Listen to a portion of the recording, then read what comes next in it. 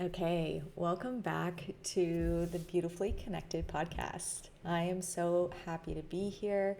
And to share a little bit of context, I'm back in Bali and I've officially left Canada and I'll be setting up home base here in Bali, which is really exciting to me. And it took a little bit of time for me to settle in and get things organized and situated, but I'm feeling like it is starting to feel like home, even as I'm waiting for my villa to get built and finalizing a few details as I am leaving officially Canada, which is crazy to me. And I'm excited to continue on having these podcasts often. And today's topic, I really wanted to talk about mastering your mindset from a holistic wellness approach. This is so much more than just overall health. It is really tapping into what it is, that really deep knowing that there's so much more than just one way of health. And a lot of it is revolving around mindset. So I always love to start with what a definition of mindset means according to holistic health and wellness and nutrition. Of course, those all kind of go hand in hand, but in this context, what I'm talking about is mindset refers to the collection of certain attitudes, beliefs, and perspectives that really shape how you perceive and approach these different aspects of your life. So this is including health and well-being and wellness and nutrition. And what I often say is if you look at someone's overall health and wellness, I can probably tell you what their beliefs or attitudes or perspectives are on certain things. Um, it's often that saying where they say you become the average of the five people you spend the most time with. And similar to that, these thoughts and beliefs really shape what is going on in your overall world, in your health, your overall belief of what should your health be. And to really understand this role of mindset is so crucial in achieving this overall well-being. It is so important to, if you're experiencing certain things in your health and your wellness where maybe you don't have that energy you're really desiring, or maybe that you just don't feel good in your body. Maybe you're crazy moody and overwhelmed and stressed and anxious.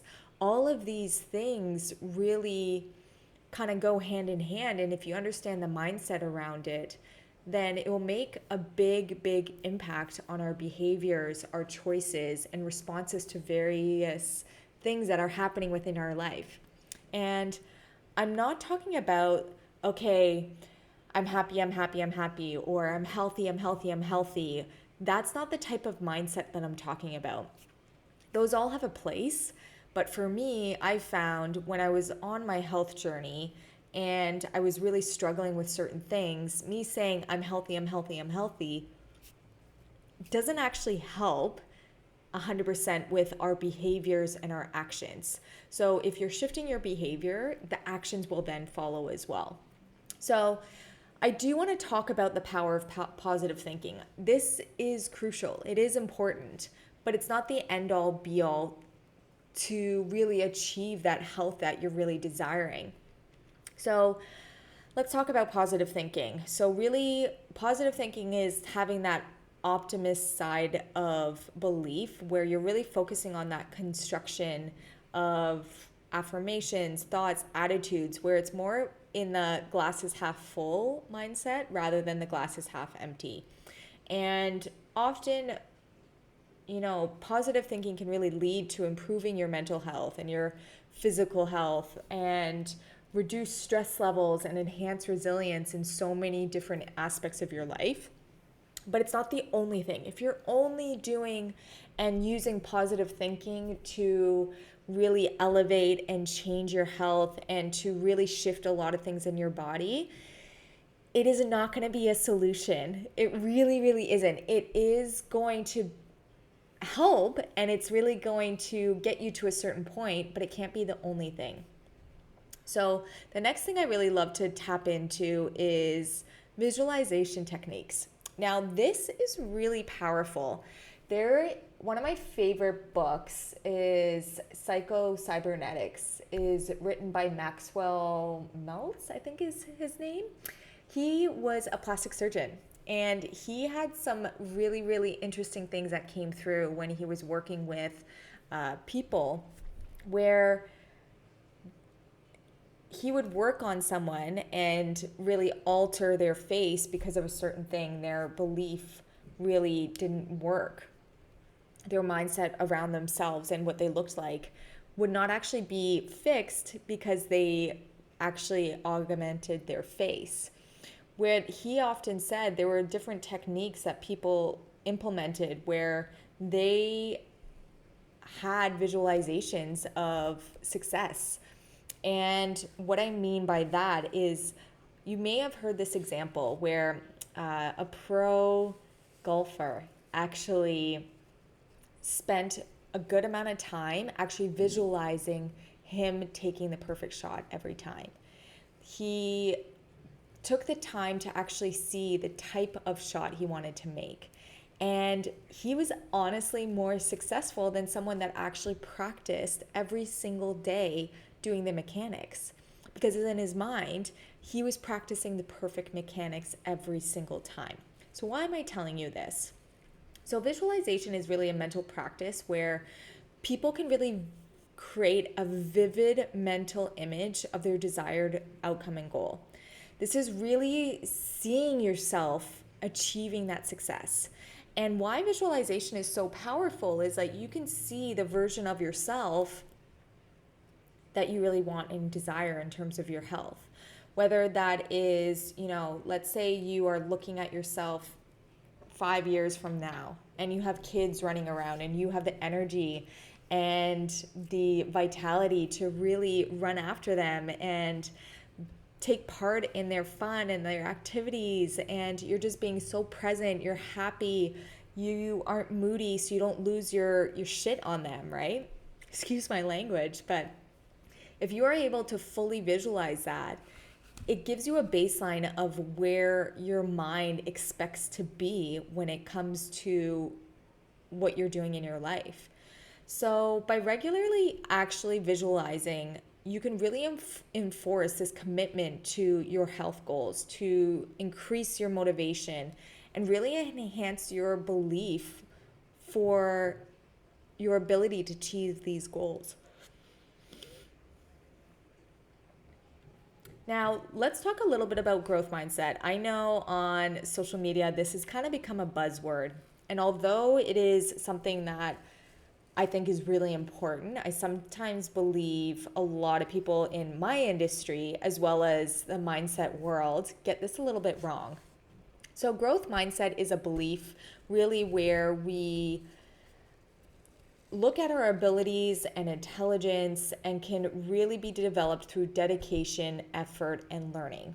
Now, this definition alone doesn't encompass all what a growth mindset is. For me, it's a willingness to look at yourself and to truly be honest and take responsibility for where you are in your life, where you are in your health right now. Because ultimately, yes, there are extenuating circumstances that really shift and alter where you are in your health, but majority of it, in my practice and people that I work with, 90% of the things that I work with people are all lifestyle related things. Now, whether that is the food you eat, whether it's the mindset around things, whether it's the stress, whether it's what you put on your body, whether it's the environment you're in, all of these things are mindset and lifestyle related things. Now, but one of the first things you really have to come to is really accept where you're at right now. Not making yourself wrong. Hear me wrong. Don't hear me wrong here. It's not about saying, oh my God, I'm so bad. These are the things I did to my body. That's not the space I want you to be in. The space I really want you to be in is really being able to say, hey, this is what I'm at doing right now. And to fully accept it and say, I'm choosing not to move forward with this anymore. I'm choosing to look for an alternative to how I'm feeling, to how I'm thinking about health and wellness and nutrition and all of these things. Because once you're able to accept and really own those pieces of you, you are going to be able to then learn, adapt, and shift all these things that come with changing habits. Because it is a little bit of a roller coaster in terms of it, because you are really motivated at the beginning, and then you'll have a little dip and you get down on yourself, or you'll get into routine again, and you'll have to get through those pieces, accepting and honoring and knowing that it's okay that things aren't going to be perfect all the time, and that you are able to adjust and change and take responsibility for whatever it is. Because ultimately, this will lead to greater progress and more success faster if you take responsibility for where you're at right now. So one of the things I really love to look at with a lot of my clients is identifying and overcoming mindset barriers. Because if you don't know what is actually stopping you and holding you back from where you're at right now, it will become really difficult to really adjust and shift what is going on. So these mindset barriers, these things that are stopping you from moving forward, whether it's the thing that makes it uncomfortable to do movement every day, or maybe it's that you're tired all the time and you don't want to make your own food, so it's easier to order food in, or any reason or excuse that you have is some type of mindset barrier. You may have heard them also as limiting beliefs or negative thought patterns or self-doubt that really hinder you from moving forward from health and wellness goals, or that ultimate feeling of how you want to feel within your body. And being able to recognize and address these little barriers, aka these little excuses you tell yourself, are really essential for creating that shift that you're really desiring, to support the mindset that really facilitates this progress and growth in your journey, in your overall health. So the moment you're able to identify these limiting beliefs, the first thing I would say is just notice them. Notice where, I'll give you an example in my own personal life. I have just gotten back from Canada to Bali, and the temperature difference is very different. And one thing I have noticed is that if it goes past a certain time in the day, I don't want to work out because it's too hot, and I'm doing these air quotes to let you know.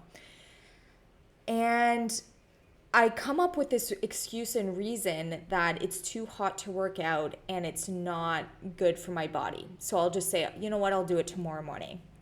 Same thing, I'll get busy and I'll fall into a habit or a train of what might be a reason why I don't actually show up. So just notice it. Notice it, these excuses and reasons. Now, I often find if I don't work out in the morning, it becomes really difficult because I make up more and more excuses as the day goes by. My lifestyle really supports different things, whether it's making my own food or training in the morning. But overall, the underlying thing is there's an excuse and reason why I don't want to do something when it comes to my health. Then I start to evaluate, what does that actually mean for me? Why am I trying to do this? Is it where I need to just get in the habit of putting my clothes on first thing in the morning and getting out the door the moment I wake up? Because that is what works for me. Is it if I'm laying down in bed for 5 minutes to have a rest, is literally putting a timer on my phone for 5 minutes, and then the moment that 5-minute timer goes off, I go to the gym. It's coming up with inventive ways, but the first step is actually acknowledging what are those limiting beliefs that are stopping me from the life that I really desire. And then you can really design daily practices around it. So I've given you a few examples in here, but these practices really are revolved around certain types of mindfulness, moving your body. I am a strong believer of moving your body every single day, whether that is going to the gym, whether it's yoga, whether it is walking, going for a swim, whatever it is, get your body moving. It will make you feel so much better. practicing gratitude for every single day, something. And some people will say it's like the form of prayer. You know, if you pray over your food, it's a form of gratitude. And I am not really a religious person. I am somewhat spiritual, but it's coming back to being so grateful for what you have, because it really will make an impact on your overall health.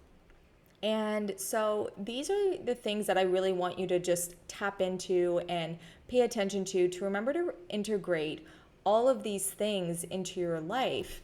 And you'll start to notice little shifts within your daily practice, your daily habits. And the more you're able to do these things, the more you're going to start to notice things shifting in your life. Of course, these are more mindset related things. If you're doing additional things with your nutrition, your movement, your overall environment, and your lifestyle, it's going to be even more exponential. So take care of these mindset things. Know you're not alone in this, and that every day you have a choice to really shift your mindset, to really make a difference. And so to recap, be kind and gentle to yourself. Really take responsibility for where you're at in your journey. Know that it's okay and you can shift it at any time.